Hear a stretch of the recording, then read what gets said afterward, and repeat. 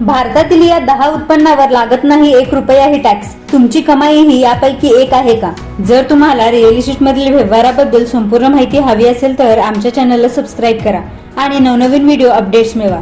Subscribe करा आणि तुमच्या रिअल इस्टेट नॉलेज मध्ये भर घाला. अनेकांचा असा समज असतो की आपण कमावलेल्या प्रत्येक रुपयावर सरकारला कर द्यावा लागतो. नोकरदार असो की व्यावसायिक, वर्षाच्या शेवटी कराची आकडेमोड करताना सगळ्यांच्याच कपाळावर आट्या येतात. पण तुम्हाला माहिती आहे का, भारतीय आयकर कायद्यात अशा काही तरतुदी आहेत ज्यानुसार तुमच्या उत्पन्नाचे काही स्रोत पूर्णपणे करमुक्त असतात. म्हणजेच या पैशावर तुम्हाला एकही रुपया कर भरावा लागणार नाही. योग्य आर्थिक नियोजनासाठी हे 10 मार्ग समजून घेणे फायदेशीर ठरेल. 1. शेतीतून मिळणारा नफा. भारतात शेतीपासून होणाऱ्या कमाईवर कोणताही आयकर आकारला जात नाही. परंतु यासाठी एक महत्त्वाची अट आहे. केवळ शेतजमिनीचे मालक असून चालत नाही, तर ते उत्पन्न प्रत्यक्ष शेती कामातून किंवा शेतीशी संबंधित व्यवसायातून मिळालेले असावे. 2.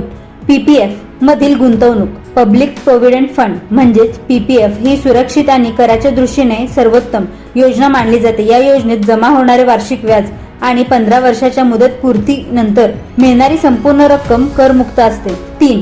सुकन्या समृद्धी योजना. मुलींच्या उज्ज्वल भविष्यासाठी सरकारने सुरू केलेली ही योजना पालकांसाठी अत्यंत फायदेशीर आहे. या खात्यात जमा होणाऱ्या पैशावर मिळणारे व्याज आणि मॅच्युरिटीच्या वेळी मिळणारे एकूण निधी यावर सरकार कोणताही कर वसूल करत नाही. 4. ईपीएफ मधून काढलेले पैसे. तसेच खासगी किंवा सरकारी नोकरी करणाऱ्यांसाठी ईपीएफ हा निवृत्ती वेळेचा मोठा आधार असतो. जर तुम्ही सलग 5 वर्षे किंवा त्यापेक्षा जास्त काळ नोकरी करून ईपीएफ मधील पैसे काढले तर त्यावर कर लागत नाही. मात्र 5 वर्षाच्या आत पैसे काढल्यास नियम बदलू शकतात. 5. जीवन विमाचा क्लेम. विमा रक्कम. विमाधारकाचा अचानक मृत्यू झाल्यास त्यांच्या कुटुंबाला मिळणारी विम्याची रक्कम पूर्णपणे करमुक्त असते.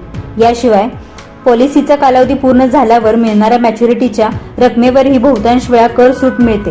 फक्त काही अतिउच्च मूल्याच्या पॉलिसीसाठी अपवाद ठरू शकतात. 6. कुटुंबाकडून मिळालेली मालमत्ता.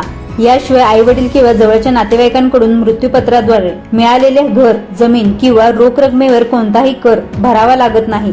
सध्या भारतात वारसा कर लागू नाही. मात्र भविष्यात तुम्ही ती मिळालेली मालमत्ता विकली तर त्यावर कॅपिटल गेन टॅक्स लागू होऊ शकतो. 7. जवळच्या नातेवाईकाकडून मिळालेले भेटवस्तू. तथापि लग्नात किंवा इतर प्रसंगी जवळच्या नातेवाईकांकडून जसे की पती पत्नी, भाऊ बहीण किंवा आई वडील मिळालेल्या महागड्या भेटवस्तू किंवा रोख रकमेवर कर आकारला जात नाही. पण लक्षात ठेवा, नातेवाईक नसलेल्या व्यक्तीकडून मिळालेल्या मोठ्या रकमेच्या भेटीवर कर द्यावा लागू शकतो. 8. शैक्षणिक स्कॉलरशिप. शिष्यवृत्ती. विद्यार्थ्यांना उच्च शिक्षणासाठी किंवा संशोधनासाठी मिळणारी शिष्यवृत्ती पूर्णपणे करमुक्त असते. शिक्षणाचा खर्च सुकर व्हावा म्हणून शासनाने या रकमेला करातून बाजूला ठेवले आहे. 9. नोकरी सोडताना मिळणारी ग्रॅज्युटी. एखाद्या कंपनीत दीर्घकाळ सेवा दिल्यानंतर निवृत्तीच्या वेळी किंवा नोकरी सोडताना ग्रॅज्युटी म्हणून मिळणारी रक्कम एका ठराविक मर्यादेपर्यंत करमुक्त असते. यासाठी सरकारी आणि खासगी कर्मचाऱ्याचे नियम थोडे वेगळे आहेत. 10. सरकारी मदत आणि विशेष भरपाई. दरम्यान विशिष्ट आपत्कालीन परिस्थितीत मिळणारी आर्थिक मदत करमुक्त असते. उदाहरणार्थ, देशासाठी शहीद झालेल्या सैनिकांच्या कुटुंबांना मिळणारी मदत, अपघात किंवा मृत्यूनंतर मिळणारी विम्याची भरपाई आणि शासनाकडून मिळणारे विशेष राष्ट्रीय पुरस्कार यावर कर लागत नाही. या गोष्टीवर मात्र टॅक्स बसेल. सावध राहा.